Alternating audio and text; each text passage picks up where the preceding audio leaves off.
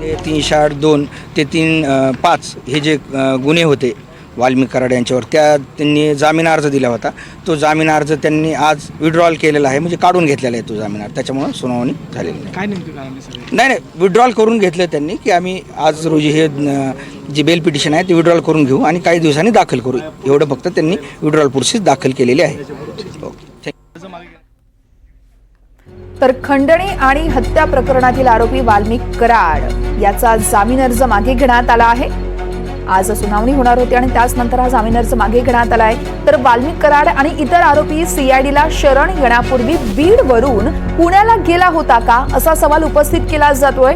त्या संदर्भात पुष्टी देणारे 3 आलिशान गाड्यांचे व्हिडिओ, सीसीटीव्ही फुटेज हे आता समोर येतात. 30 डिसेंबरच्या रात्री सोलापूर धुळे महामार्गावरून 3 आलिशान गाड्या आणि याच गाड्यांमधून आरोपी पुण्याला गेल्याची चर्चा आहे. बीडच्या मांजरसुंबा या ठिकाणी एका हॉटेलवर जेवण केलं, तसेच एका पेट्रोल पंपावर गाडीमध्ये डिझेल भरलं. हे देखील या सीसीटीव्ही कॅमेऱ्यामध्ये कैद झाल्याचं दृश्यांमध्ये पाहायला मिळतंय. ही 3 दृश्य आपण बघत आहोत.